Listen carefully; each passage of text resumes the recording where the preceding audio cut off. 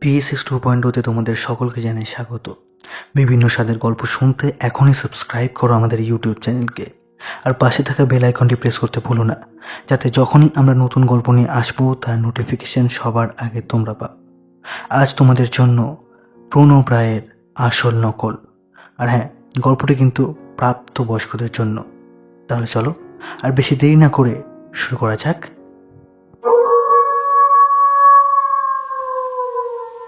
মহকুমা জেলের এক নিভৃত সেলে বসে এই কাহিনী শুনেছিলাম। বলেছিল একজন দ্বীপান্তরের আসামি, তারই জীবন কথা। লোকটার বয়স হবে বছর 35, শুকনো দোহারা দেহ, বেশ লম্বা, কি এক অদৃশ্য বোঝার ভারে একটু ঝুঁকে পড়া, গাঢ় তামাটে রঙের মুখের রেখায় রেখায় ঠেকে যাওয়া আর ঠকে যাওয়া জীবনের প্রচুর ইতিহাস লেখা। আমি ফৌজদারি আদালতের আইনজীবী। ক্রিমিনাল কেসে অল্প বিস্তর নাম আছে। লোকটা তার জানা একজনকে দিয়ে আমাকে ডেকে পাঠিয়েছিল, মামলার আগে নয়, রায় বেরোনোর পর। তার মামলার বিশদ খবর আমি রাখিনি, তবে শুনেছিলাম এমন বিচিত্র কেস এই মহকুমায় আর একটিও আসেনি। মনে মনে একটু কৌতূহল ছিল, তাই জেলের মধ্যে গিয়েই দেখা করলাম। লোকটা এ তল্লাটের নয়, কি জাত তাও জানি না। পরনে জীর্ণ কালো রঙের চুড়িদার পায়জামা আর কালো ওয়েস্টকোট, মাথায় মুখে রুক্ষ চুল আর গোঁফদাড়ি, হাত পায়ের পেশিগুলো গোটা গোটা শক্ত। সবচেয়ে অদ্ভুত তার চোখ দুটো, থেকে থেকে মশালের মতো দপ করে জ্বলে উঠে নিভে যায়, আর সেই চোখে মাঝে মাঝে স্থির দৃষ্টিতে চেয়ে থাকে, কিন্তু কিছুই যেন দেখে না, অথবা অশরীরী কিছু লক্ষ্য করে। সেই সময় লোকটার দিকে তাকালে গা ছমছম করে ওঠে। তার সেলের সামনে গিয়ে যখন দাঁড়ালাম, হাতে পায়ে ডান্ডা বেড়ে ঝমঝম শব্দ করতে করতে সে ছোট্ট সেলটার মধ্যেই অশান্তভাবে ঘুরে বেড়াচ্ছিল। জেলার বললে, তোমার ব্যারিস্টার বাবু এসেছেন।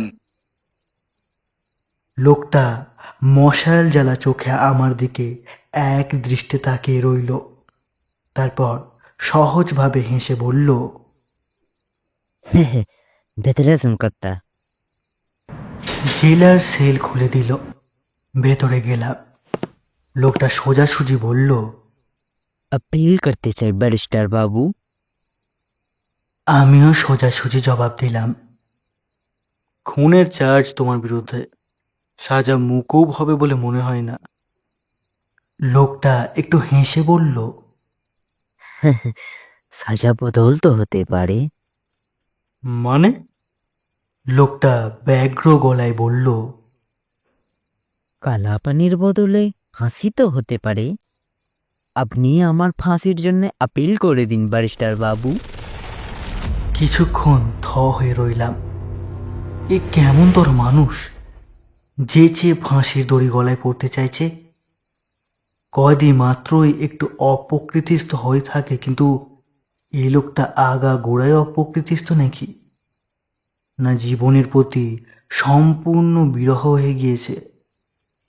লোকটা ঝমঝমিয়ে একেবারে আমার সামনে এসে বলল, আমি জানি কথা, হাকিমরা আপনার কথা শুনে।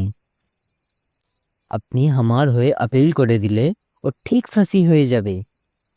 বললাম, কালাপানি গিয়েও কত লোকে আবার ফিরে আসে, তুমি ফাঁসি চাইছো কেন? কেমন অসহিষ্ণু গলায় লোকটা বলে উঠল, সে তো ঢের দেরি কথা। সে যাওয়ার সময় বলেছিলাম আমিও জলদি যাচ্ছি। আমার কথার খেলাপ হয়ে যাচ্ছে হুজুর। সে ভাবছে রূপলালটা বেইমান। তার মশাল জ্বালা চোখ দপ করে জ্বলে উঠল, আর দেখতে দেখতে নিভে গেল। তারপরই সেই বর্ণহীন চোখের স্থির দৃষ্টিতে তাকিয়ে রইল দেওয়ালের দিকে, যেন অশরীরী কাউকে লক্ষ্য করছে। গাটা আমার ছমছম করে উঠল। তবু বললাম, কে তোমায় বেঈমান ভাবছে? কার কথা বলছো? আস্তে আস্তে সহজ হয়ে এলো সে। তারপর বলল, গোড়া থেকেই বলি, তবে শুনুন। সেদিন সেই অদ্ভুত কয়েদির মুখে আরও অদ্ভুত যে কাহিনী শুনেছিলাম, সেটা অপ্রকৃত না অলৌকিক না একেবারেই আজগুবি, তা আপনারাই বিচার করবেন। আমি শুধু রূপলালের সেই আশ্চর্য কাহিনী শুনিয়ে যাচ্ছি। পছিয়ার মাঠে ছোট ছোট তাঁবু পড়েছে। প্রতি বছর শীতের শুরুতে নানা জায়গা থেকে বেদের দল এ গাঁয়ে এসে আস্তানা পাতে। পছিয়ার মাটি হলো তাদের ডেরা। মেলা বসে, বেদের দল বাজির খেলা দেখায়, লোকের হাতের লেখা বিচার করে, আর বেদেনীরা রঙিন পুঁতির মালা আর কুলো ডালা বিক্রি করে। তারপর বসন্তকাল পড়লে মোড়ো পাখির মতো এখান থেকে ওখান উড়াও হয়ে যায়। পছিয়ার মাঠে এবছর এসেছে এক আজব দল। পায়ে হেঁটে নয়, 7-7টা মোষের গাড়ি বোঝাই করে। এরা সার্কাস দেখায়। 3টে ক্লাউন মজার চেহারা নিয়ে অনবরত তামাশা করে। বাঁদর, কুকুর, ছাগল সাইকেল চালায়, টিয়া পাখি কথা বলে, আরও কত কি। এ দলের প্রধান আকর্ষণ যে সে হলো কালা জাদুকর। অন্ধকার তাঁবুর মধ্যে শুধু একটা মোমবাতির আলোয় মুখ দেখে সে মানুষের ভবিষ্যৎ ঠিক ঠিক বলে দিতে পারে। ছোট ছোট তাঁবুগুলো থেকে একটু তফাতে ওই যে বড় তাঁবুটা, ওটাই সার্কাসের আসল। বেলা দুপুর গড়িয়েছে, সূর্য মাথার ওপর হেলেছে।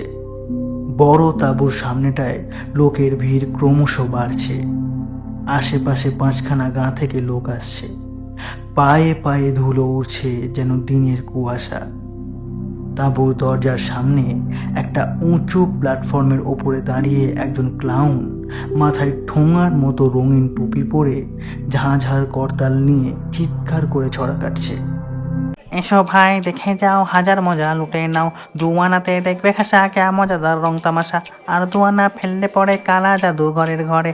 জাদুতে ভাই জানতে পারবে, রাজা হবে না ফকির হবে, রাজা হবে না ফকির হবে, রাজা হবে না ফকির হবে। ছড়ার শেষে ঝমঝম করে করতাল বাজিয়ে সে ভেতরে চলে গেল। ক্লাউনের ডান পাশে বসে আছে থলথলে চেহারার এক আধ বয়সী লোক। সামনে ডালার ওপর ফুটো করা একটা বাক্স। তার কাজ শুধু দর্শকের হাত থেকে পয়সা নিয়ে সেই ফুটোর মধ্যে ফেলে দেওয়া। আর বাঁ পাশে দাঁড়িয়ে আছে কালা জাদুকর। কালো স্যাটিনের চুড়িদার পায়জামা পরনে, গায়ে কোমর পর্যন্ত খাটো কালো ওয়েস্টকোট, মাথায় কালো স্যাটিনের রুমাল বাঁধা, আর চোখে জলদস্যুর মতো প্যাটার্ন মুখোশ। কালো পোশাকে মোড়া লম্বা দেহটা তার স্থির হয়ে আছে।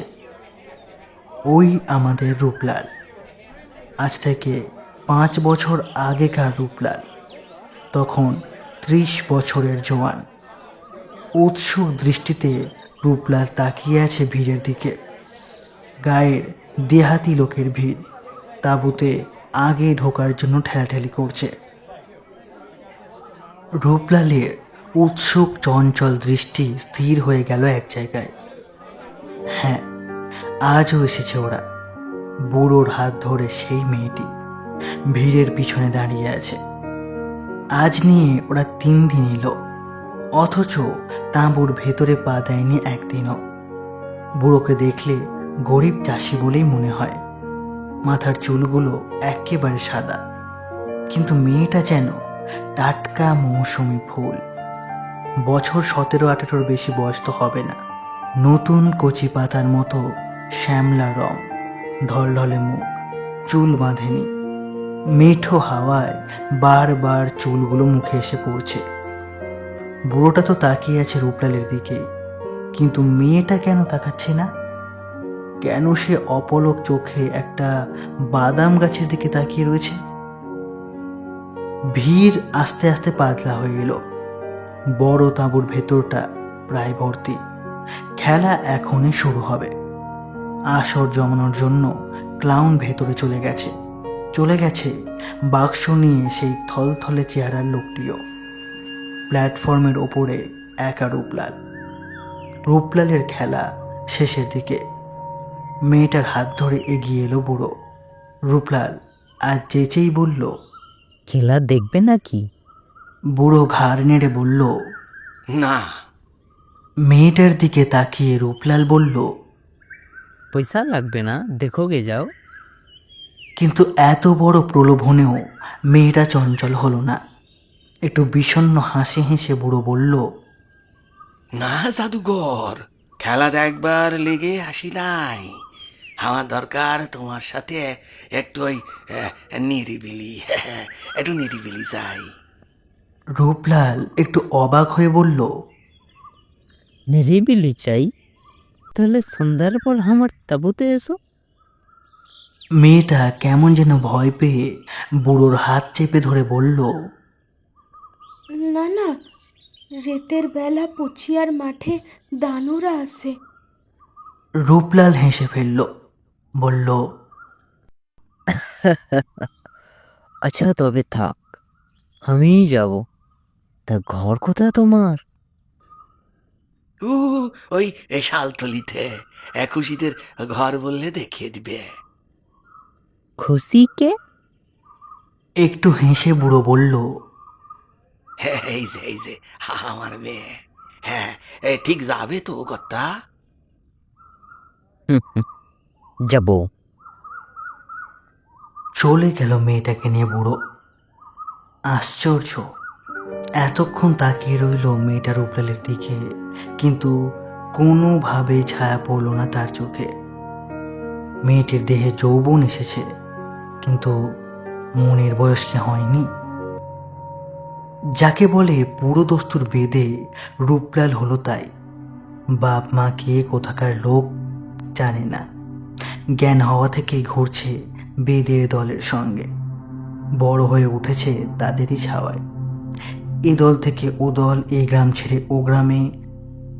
ছোটবেলায় দড়ির ব্যালেন্স শিখেছিল। সরু দড়ির ওপরে কসরত দেখাতো এক সময়, 18 বছর বয়স অবধি। তারপর ভিড়ে গেল এক নেপালি বৌদ্ধ তান্ত্রিকের সঙ্গে, পাক্কা 6 বছর। এই 6টা বছর রূপলালের জীবনের সবচেয়ে বিচিত্র অধ্যায়। তার জীবনের মোড় ঘুরে গেল এই 6 বছরে। নেপালি তান্ত্রিক ছিল জ্যোতিষবিদ আর জ্যোতিষ্যবিদ্যায় পারদর্শী। শুধু মুখ আর কপালের গঠন দেখেই ভূত ভবিষ্যৎ আশ্চর্যভাবে বলতে পারত। আর কথা কইত মৃত আত্মাদের সঙ্গে, বিশেষ করে যাদের মৃত্যু হয়েছে অপঘাতে, সেই সব নিম্ন স্তরের প্রেতাত্মাদের সঙ্গে। এহেন তান্ত্রিকের অনুগত চেলা হয়ে রূপলাল গুরুর সঙ্গে চলে গেল তিব্বতের মঠে।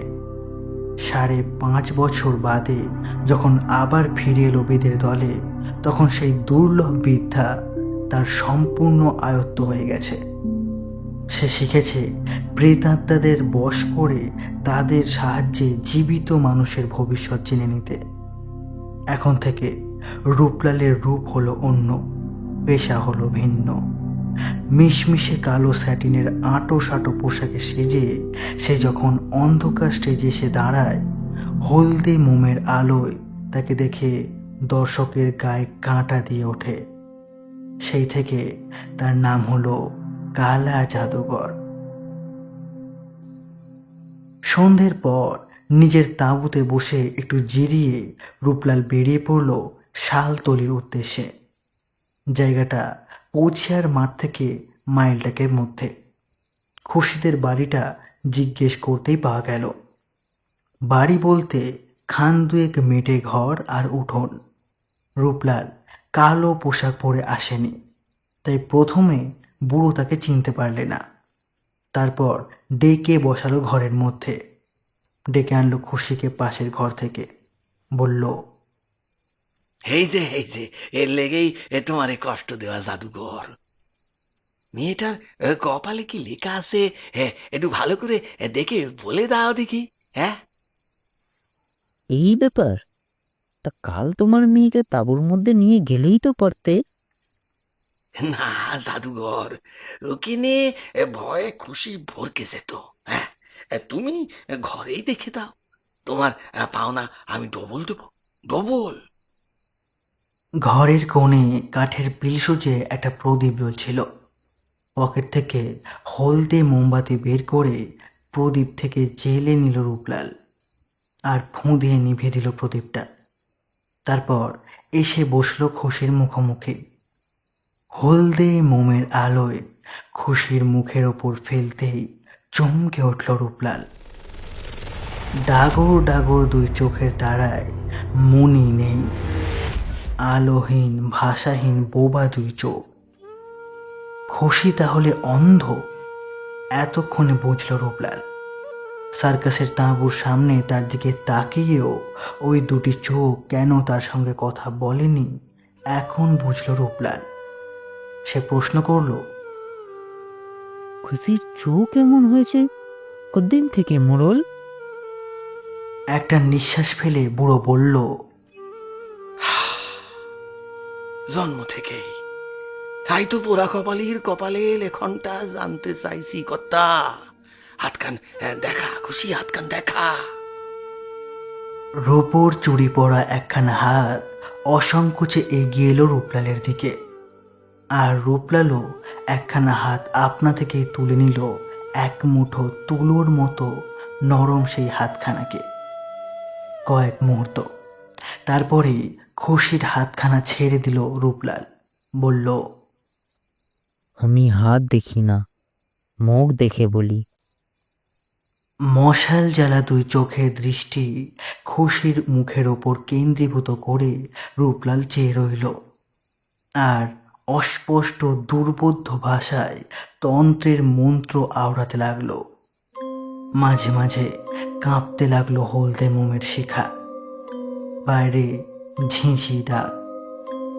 মুহূর্তের পর মুহূর্ত চলে যাচ্ছে।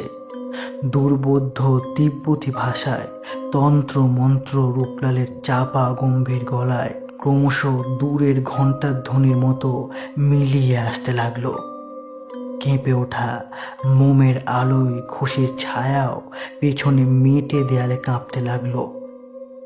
আর মনে হতে লাগলো ঘরের আবছা অন্ধকারে ছায়া ছায়া মূর্তি ধরে কারা যেন নড়ে চড়ে বেড়াচ্ছে, ফিস ফিস করে কথা বলছে।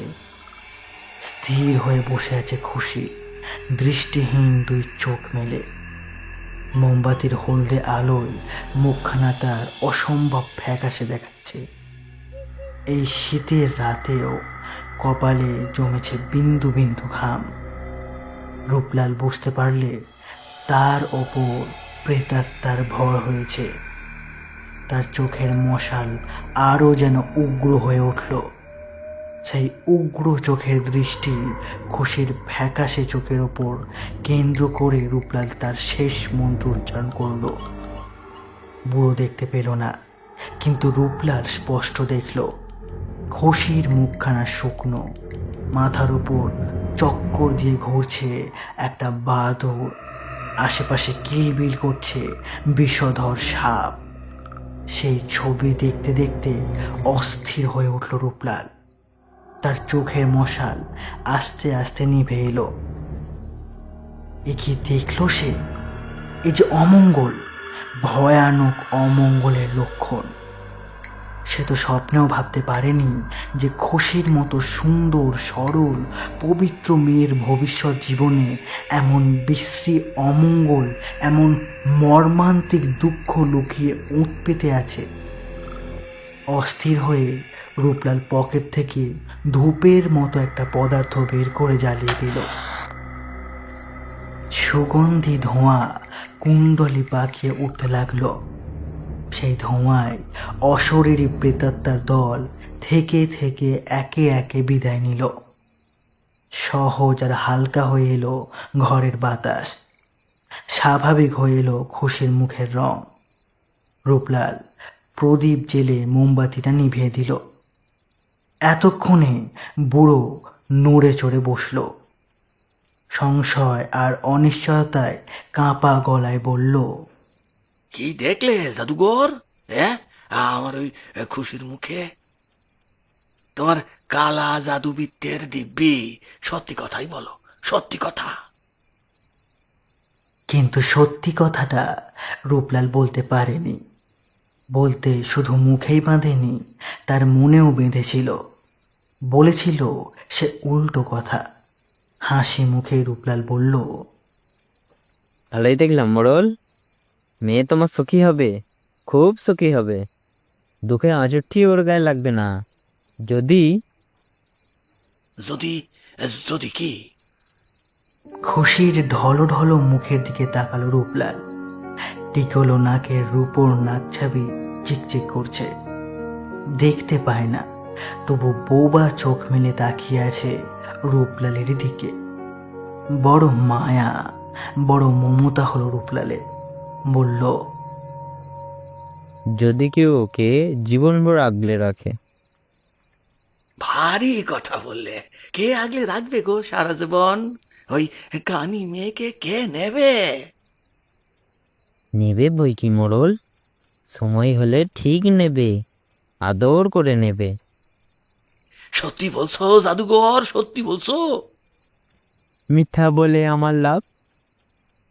বুড়োর মুখখানা জল জল করে উঠল, আর অকারণে আঁচল দিয়ে মুখখানা ঘষে ঘষে লাল করে তুলল না লাল মুখখানার রং মুছবার চেষ্টা করতে লাগলো, একমাত্র খুশি জানে। যাবার সময় বুড়ো ট্যাঙ্ক থেকে একটা গোটা টাকা বের করে দিল। হেসে ফিরিয়ে দিয়ে রূপলাল বলল, হুম, এখন থাক, আমার পাওনা আমি যেচেই নেব। চলি খুশি। ওদিক থেকে ছোট্ট জবাব এলো, এসো জাদুকর। উঠোন অবধি এগিয়ে দিল খুশি। যাবার আগে রূপলাল বলল, আমাকে তোমার ভয় লাগে না খুশি? আমি ভূত নামাই, দানও নামাই। তখন থেকে আর ভয় লাগে না। কখন থেকে? একটু চুপ করে থেকে আবছা গলায় খুশি বলল, সেই যখন তুমি আমার হাত ধরলে। ভারী মিষ্টি আওয়াজ খুশির। সেই আওয়াজের মিঠে রেশ কানে নিয়ে রূপলাল চলে গেল। শীতের শুরু থেকে আজব সার্কাস পার্টি বসন্তকাল অবধি রয়ে গেল পুচিয়ার মাঠে। বড় তাঁবুতে লোকের ভিড় আর কমে না। সেই থলথলে চেহারার লোকটি বাক্স পয়সাতে উপুছুপু। রূপলাল রোজ বিকেলে তাঁবু কালা জাদুকরের খেলা দেখায়, আর সন্ধেবেলা গুটি গুটি হাজির হয় শালতলিতে, কোন দিন বা সকালবেলাতে। খুশির হাত ধরে বেরিয়ে নিয়ে আসে কিছুটা ঝুমকি নদীর ধার অবধি। কোনো কারণে এক আধ দিন যেতে না পারলে পরের দিন খুশি চুপ মেরে যায়। 3 বার না ডাকলে সাড়া মেলে না। রূপলাল বলে, কি হলো তোমার? অমন গুম হয়ে আছো কেনে? আসতে পারিনি বলে রাগ গোসা হলো নাকি? আস্তে আস্তে খুশি বলে, রাগ গোসা এগুলো নয় জাদুকর, ভয়। কিসের ভয়? তা তো জানি না, থেকে থেকে মনে হয় কারা যেন চুপিসারে আমার পাশে ঘুরছে। তাদের নিঃশ্বাসের শব্দ আমি শুনতে পাই। মনে হয় তাদের নিঃশ্বাসের হাওয়া গায়ে যেন এসে লাগে। রূপলাল জানে তার গুরুর দেওয়া তান্ত্রিক বিদ্যার দৌলতে সে বোঝে কোন অমঙ্গল, কোন অকল্যাণের ছায়া থেকে থেকে খুশির গায়ে বিষ নিঃশ্বাস ফেলে যায়। এক মুহূর্তের জন্য থমথমে হয়ে ওঠে রূপলালের মুখ। বুক ভরে যায় বড় মায়ায়, বড় মমতায়। পরক্ষণেই সে হেসে খুশির হাত ধরে বলে, এবার ভয় লাগছে? খুশির ঢলঢলে শ্যামলা মুখখানি নিশ্চিন্ত নির্ভরতায় প্রসন্ন হয়ে উঠল। ঝিকঝিক করে উঠল ঠোঁটের কোণে হাসি। বলল, না জাদুকর, তুমি কাছে থাকলে, তুমি ছুঁয়ে থাকলে আমার আর ভয় করে না। একটু চুপ করে থেকে রূপলাল বলে, তবে তো মুশকিল হলো খুশি, আমি তো বেদে মানুষ। উঠ বলতে দলের সঙ্গে কবে ভেসে পড়বো কে জানে, তখন কি হবে। উত্তরে খুশি রূপলালের হাতটা জোরে চেপে ধরে। প্রশ্নটা রূপলাল যেন খুশিকে করে না, করে নিজেকেই, কিন্তু উত্তর আর মেলে না। তারপর ফাল্গুনের শেষে চৈত্রের গোড়ায় পচিয়ার মাঠ থেকে তাঁবু তোলা শুরু হয়ে গেল। সাতটা মোষের গাড়ি বোঝাই হয়ে ধুলোয় ধুলোয় পচিয়ার মাঠ অন্ধকার করে আবার চলতে শুরু করলো সেই গাড়ি। সেই গাড়িতে সবাই ছিল, ছিল না শুধু রূপলাল। রূপলাল রয়ে গেল সেই শালতলিতেই। বুড়ো মোড়ল প্রথমে বিশ্বাস করতে চায়নি। জন্মকানি মেয়েকে কেউ জেনে শুনে বিয়ে করতে চায়। কিন্তু রূপলাল যখন নাছোড়বান্দা, তখন আনন্দে কেঁদে ফেলল বুড়ো। বলল, তুমি তুমি আমায় বাঁচালে জাদুঘর, তুমি আমায় বাঁচালে। আমি আমি আর কদিন বলো, হ্যাঁ, এই পোড়া কপালির ভাবনায় রেতে আমার ঘুম ছিল না গো, মরতেও সুখ ছিল না। তুমি তুমি আমায় বাঁচালে জাদুঘর, তুমি আমায় বাঁচালে। অবাক হয়ে গেল শালতলির লোকেরা। কানি মেয়ে খুশির বিয়ে, যার তার সঙ্গে নয়, সার্কাস পার্টির কালা জাদুকরের সঙ্গে। বাসর রাতে খুশি চুপি চুপি বলল, আমার লেগে তুমি এ কি করলে জাদুকর? এখনো তুমি আমায় জাদুকর বলে ডাকবে? ফিক করে হেসে খুশি বলল, জাদুকরই তো, সেই প্রথম দিন থেকে আমায় শুদ্ধ জাদু করে চলেছ। রূপলাল পরম আদরে রূপোর নাক ছাবি পরা টিকলো নাকটি নেড়ে দিল। এর পরের বছরই বুড়ো মোড়ল মারা গেল। বেদেও ঘর বাঁধল। সে ঘর দু একদিনের নয়, চিরদিনের। জীবনটা যে এমনভাবে হঠাৎ মোড় ঘুরে যাবে, রূপলাল কি তা জানতো? রূপলাল কি ভেবেছিল সংসারে যার কেউ নেই, এই শালতলিতে তার সবচেয়ে আপনজন জুটে যাবে? আর খুশিও কি কোনোদিন স্বপ্ন দেখেছিল সারাটা জীবন কেউ তাকে আগলে রাখবে? শালতলির বসন্তকাল কখন যে দুটি মন রাঙিয়ে দিল তা কেউ জানে না। রূপলাল খুশিও জানে না। বড় সুখেই দিন যায়। খুশির মন থেকে ভয়ের ছায়াও ধুয়ে মুছে গেছে। আর রূপলালও ভুলে গেছে খুশির অশুভ ভবিষ্যতের ইঙ্গিত। ঠিক এই সময় নিতাইয়ের সঙ্গে দেখা। ঝুমকির ধারে বসেছিল ওরা, একেবারে পাড় ঘেঁষে একটা বাবলা গাছের তলায়। বেলা তখন ঢলছে। ওপারের হিজল বনের আড়াল থেকে কে যেন মুঠো মুঠো সোনার আবির ছুঁড়ে এপারের সাথে হোলি খেলছে। রূপলাল আর খুশি যেন জেগে জেগে স্বপ্ন দেখছিল। স্বপ্নটা ভেঙে গেল একটা মিঠো গলার সুরেলা আওয়াজে। আওয়াজটা দূর থেকেই আসছে। রূপলাল তাকিয়ে দেখল ডিঙি বেয়ে একটা মানুষ এপারের দিকেই আসছে, আর গলা ছেড়ে গান ধরেছে। কি জ্বালা হাই রে কি জ্বালা, গলাতে জড়িয়ে গেল বন ফুলের মালা, হাই রে কি জ্বালা।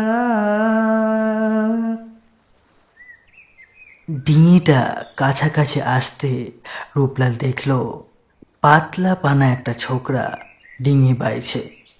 বয়সে তার থেকে 2-4 বছরের ছোটই হবে। নিকষ কালো চেহারা, মুখখানা যেন পোটোর হাতে গড়া। ঝাঁকড়া বাবড়ি চুলগুলো হাওয়ায় উড়ছে।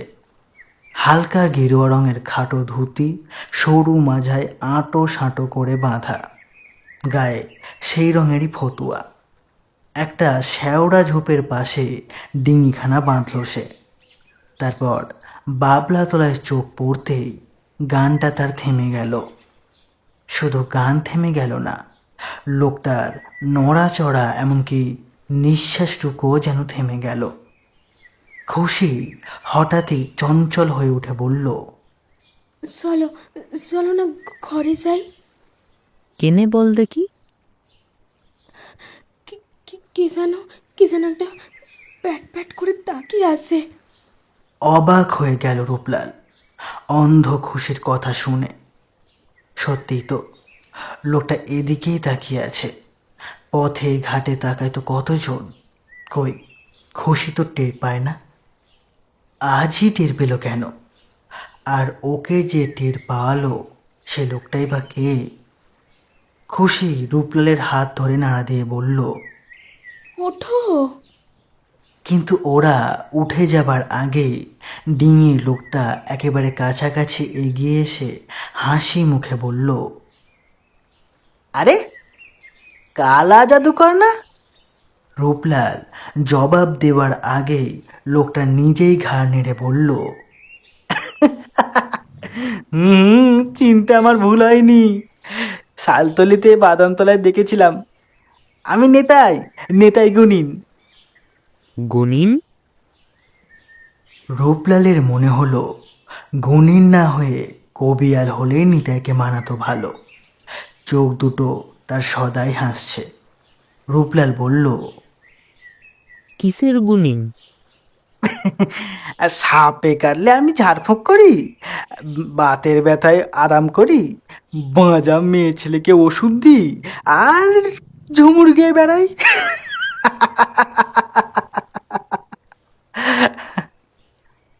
গলা ছেড়ে হেসে উঠল নিতাই। নিতাইয়ের চোখ দুটোই শুধু হাসে না, সে নিজেও এমন হাসে যে বোঝা যায় মানুষটা দিলদরিয়া, একটু খ্যাপাটেও বটে। মজা লাগলো রূপলালের। হাসি থামিয়ে নিতাই জিজ্ঞেস করলো, তা সঙ্গে ওটি কে ওস্তাদ? আমার পরিবার। মোড়ল বুড়োর মেয়ে খুশি না? তা বেশ। গলা ছেড়ে আবার হেসে উঠল নিতাই। রূপলালের হাতে টান দিয়ে অসহিষ্ণু গলায় খুশি বলল, ঘরে চলো। তা ঘর কোথায় ওস্তাদ? শালতলিতে? কিন্তু শালতলিতে তোমায় তো আগে দেখিনি। খুশিকে চেনো নাকি? হাঁ হাঁ করে আবার হেসে উঠল নিতাই। বলল, চিনি ভাইকে ওস্তাদ, হাসিকেও চিনি, খুশিকেও চিনি। জীবনটাই যে হাসি খুশির মেলা গো। হাতে আবার টান পড়াতে রূপলাল দেখল উল্টো পথে খুশি দু এক পা এগিয়ে গেছে। পিছু নিল সে। বাদামতলা দাঁড়িয়েই নিতাই চেয়ে রইল সেদিকে। তারপর আচমকা গলা ছেড়ে গান গেয়ে উঠল, অলসই কেন হে অমন হইয়াছে মনু চাটন, বুঝিল বশীকরণ জানে চিকন কালা, হলো এ কি জ্বালা, হায় রে কি জ্বালা, গলাতে জড়িয়ে গেল বন ফুলের মালা, হায় রে কি জ্বালা।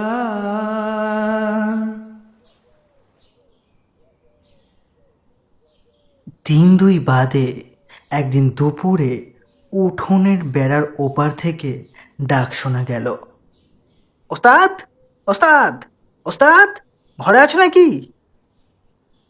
ঘরেই ছিল রূপলাল।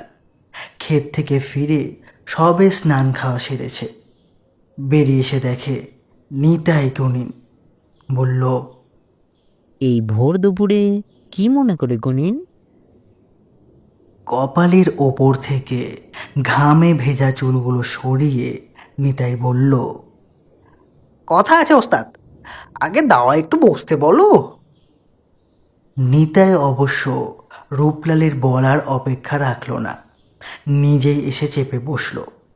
তারপর ফতুয়ার পকেট থেকে লাল লণ্ঠন সিগারেট বের করে একটা রূপলালকে দিল, একটা নিজে ধরালো। কিছুক্ষণ ধোঁয়া ছেড়ে আসার কারণটা বলল।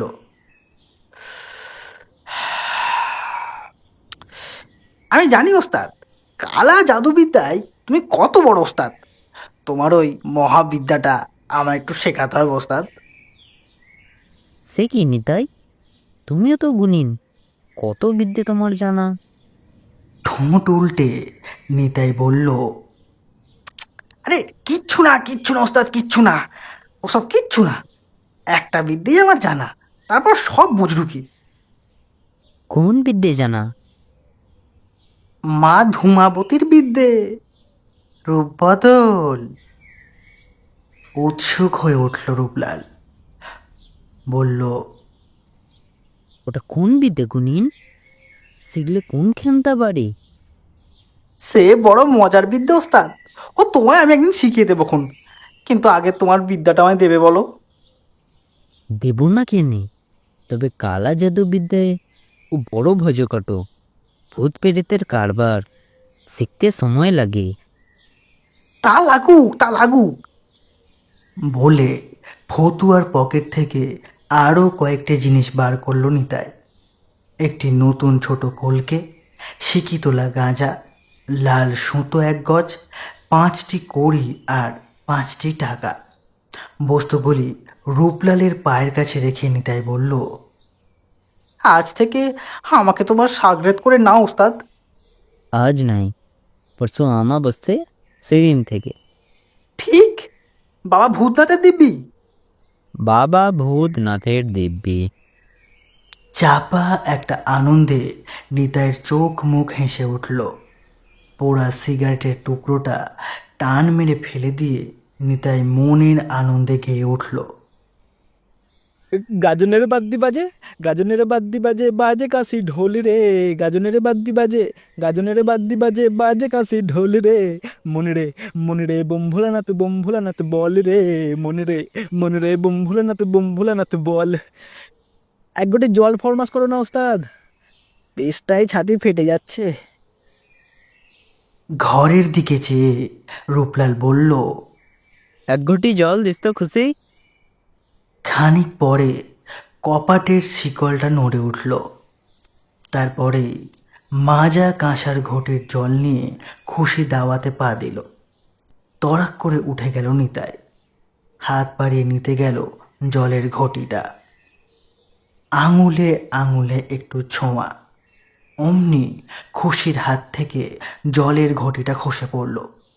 নিতাই বলে উঠল, আহা হা হা রে, তেষ্টার জলটা অমন করে পুড়ে গেল। থাক থাক, আর কষ্ট করতে হবে না, থাক। খুশি আস্তে আস্তে ঘরে ফিরে গেল। একটা অজানা আতঙ্কে তার মুখে ছায়া নেমেছে, হাতখানা কাঁপছে। নিতাইয়ের আঙুল নয়, যেন একটা সাপের গা ছুঁয়ে ফেলেছে সে। নিতাইও আর দেরি করল না, আমি উঠি গো ওস্তাদ, পরশু আসবো বলে সেও পা বাড়ালো। পেছন থেকে রূপলাল বলে দিল, সন্ধ্যার পর মনসাপোতার শ্মশানতলিতে যেও, আমিও যাব। ঘরে গিয়ে রূপলাল দেখল খুশি চুপ করে বসে আছে, পাঁশুটে মুখে ভয়ের ছায়া।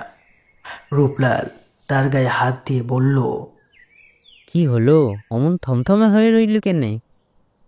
আস্তে আস্তে খুশির মুখ থেকে পাঁশুটে রংটা মিলিয়ে গেল। বলল, অনেক দিন বাদে কেমন যেন একটু ঘাটা সমসম করছিল।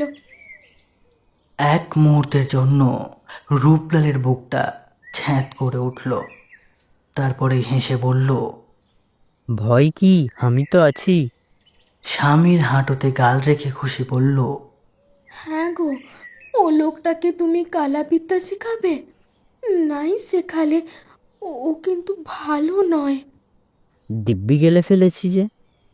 তারপর একটু হেসে বলল, ছোড়াটা খেপাটে, তবে খারাপ না। কৃষ্ণপক্ষের ভরা চতুর্দশীর রাত। দুয়ারে খুটখুট শব্দ হলো। ভেতর থেকে খুশি বলল, কে? চাপা গলায় আওয়াজ এলো। আমি। দরজা খুলে খুশি বলল, কে জাদুঘর এলে? না গো, আমি নিতাই। খুশি যেন একটা ধাক্কা খেল। দরজার কপাটটা সজোরে আঁকড়ে ধরে বলল, তুমি এখানে কেন? জাদুঘর তো মনসাপতার শ্মশানতলিতে রয়েছে, সেখানে যাও। এক ঘাটে জল হবে? বড় তেষ্টা, বড় তেষ্টা। বিরক্তি আর বিতৃষ্ণায় খুশি বলল, এ কেমন তোর কথা বাপু? দিনে রাতে যখন তখন তেষ্টা। গলা ছেড়ে হেসে উঠল নিতাই। তারপর হঠাৎ হাসি থামিয়ে চাপা গলায় বলল,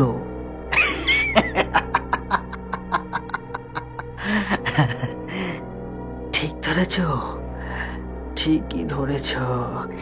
দিনে রেতে সব সময় আর বড় তেষ্টা।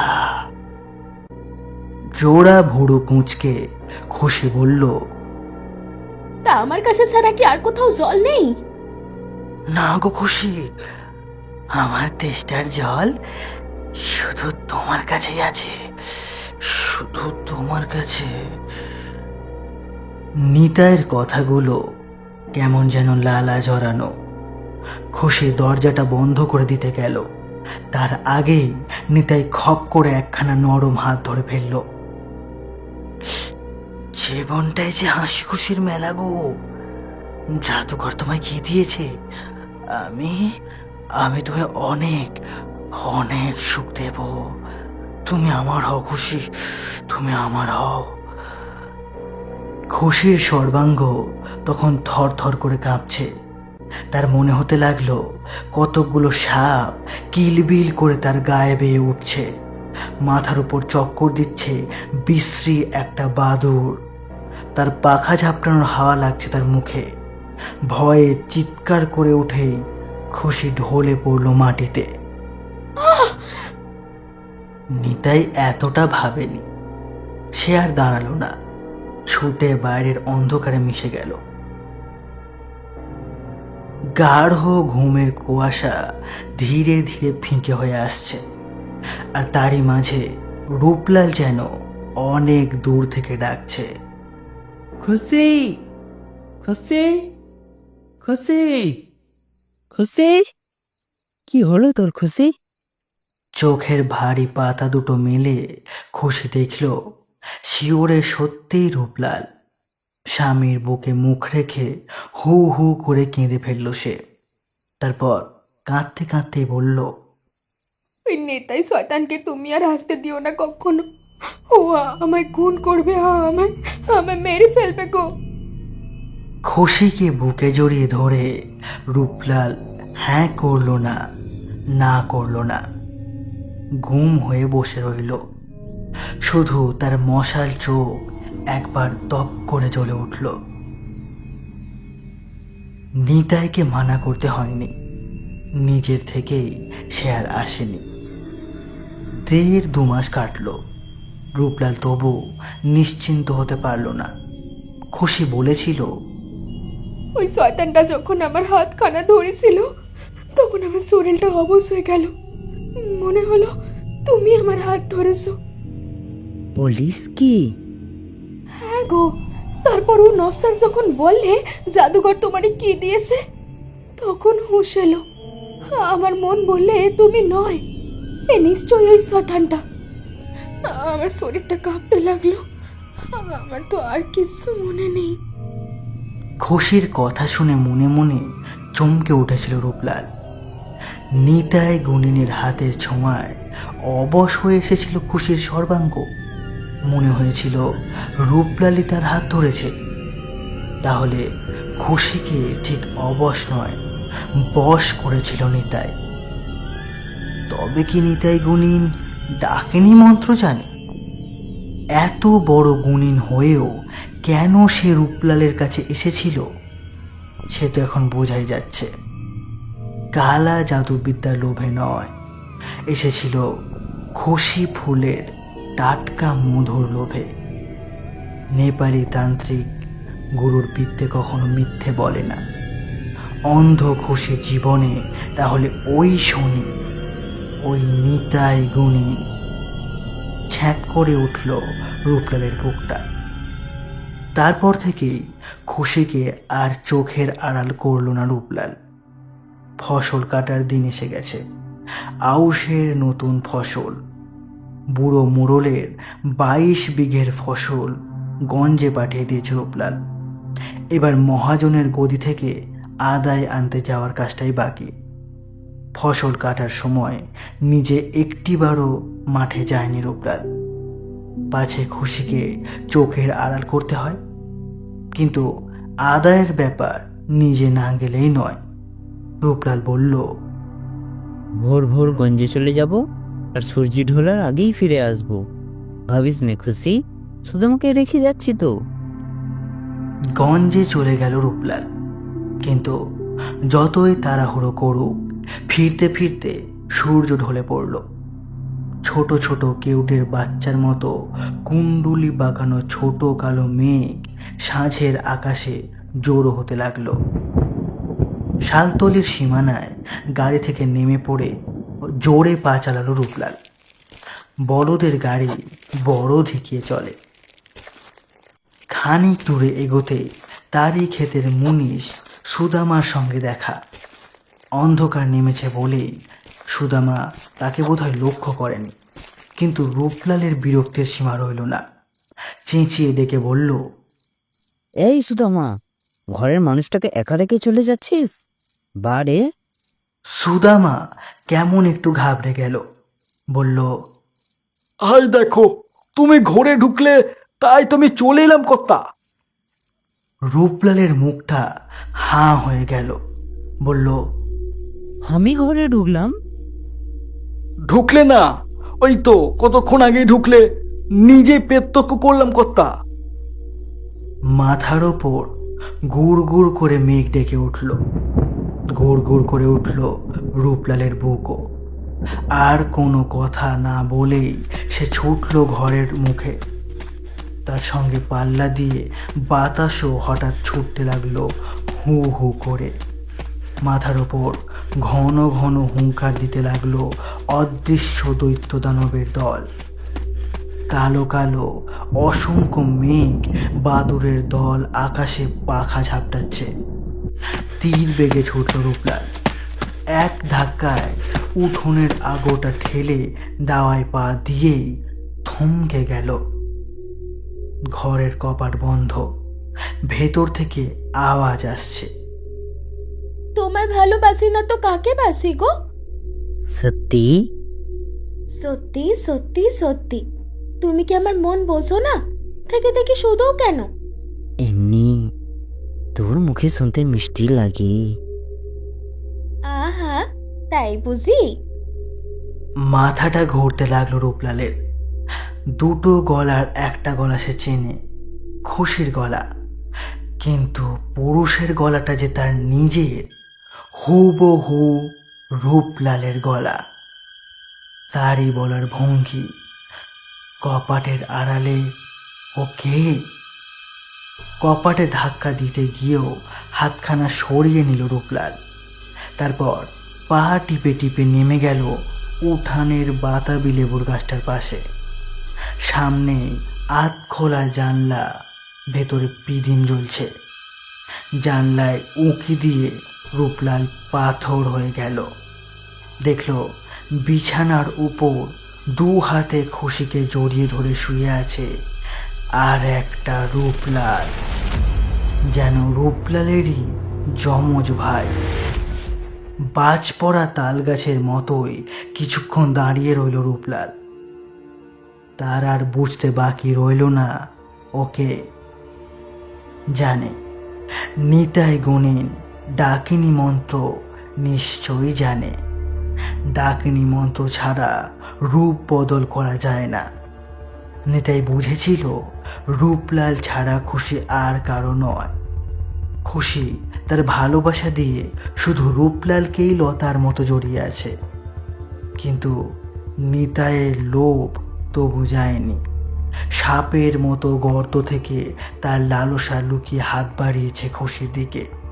ডাকিনী বিদ্যায় সিদ্ধাস্ত রূপলালের রূপ ধরে খুশিকে ভোগ করতে এসেছে ওই নিতাই গুণিন। ধপ করে জ্বলে উঠল রূপলালের দুই মশাল চোখ। দেখতে দেখতে শক্ত হয়ে উঠল তার দেহের পেশিগুলো। আবার ঘুরে গিয়ে সে দরজার কপেটে ঘা মারল। ভেতরে একটা রূপলাল সতর্ক হয়ে উঠল।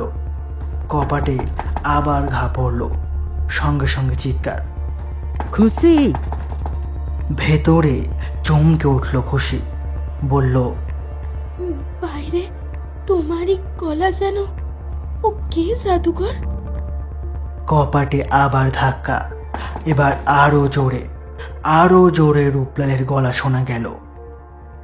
দৌড় খোল খুশি, তোর ঘরে শতান ঢুকেছে, ও নিতাই।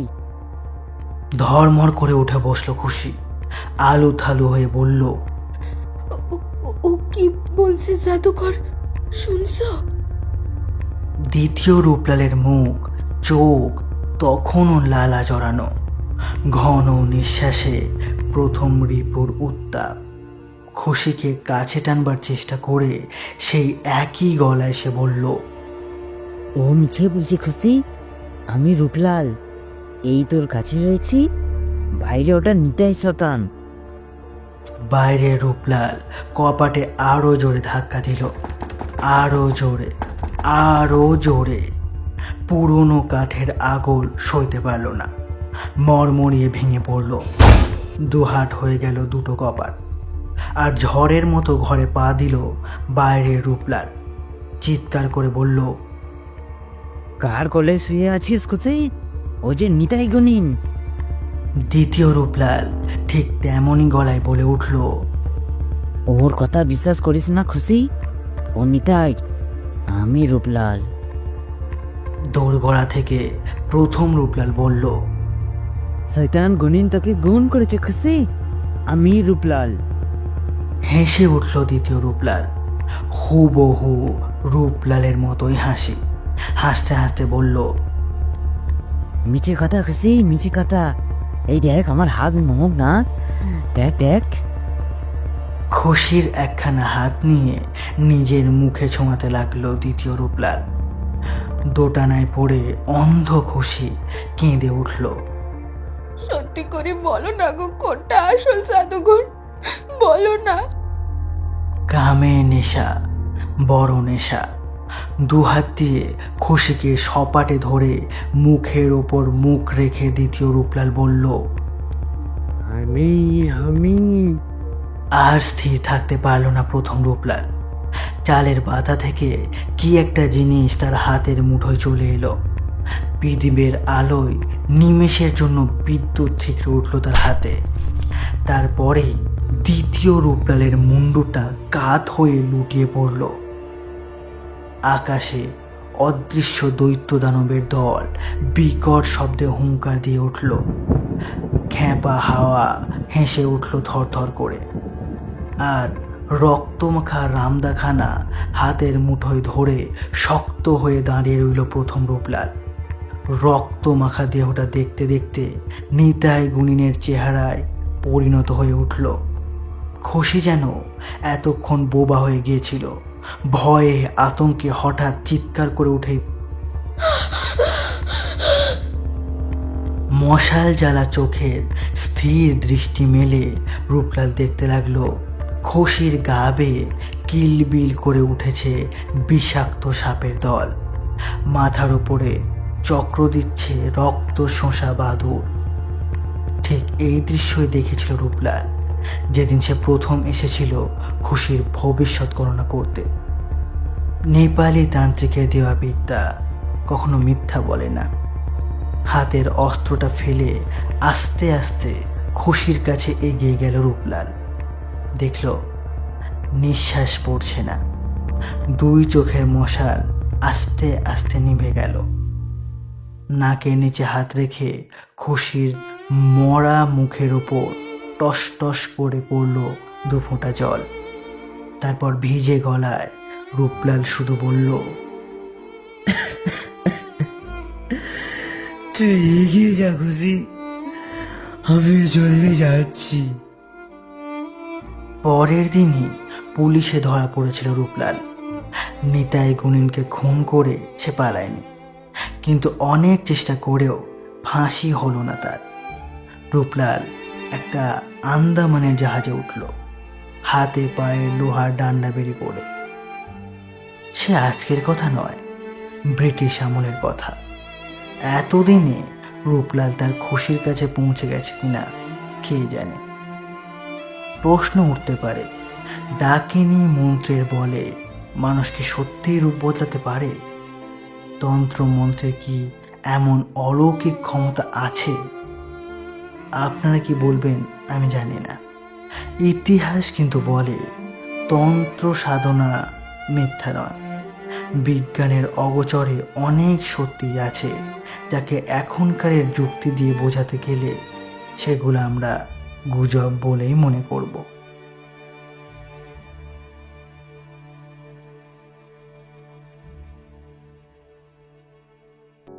শুনছিলে আসল নকল, রচনা প্রণব রায়। আজকের গল্পে বিভিন্ন চরিত্রে অভিনয় করেছে বর্ণালী, রাজ চট্টোপাধ্যায়, নীলেশ এবং আমি অরূপ। গল্পটা তোমাদের কেমন লাগলো আমাদের কমেন্ট বক্সে জানাতে ভুলো না। খুব শীঘ্রই ফিরবো আমরা নতুন কোনো গল্প নিয়ে। ততক্ষণের জন্য শুনতে থাকো, সঙ্গে রাখো BSX 2.0 কে। বিদায়।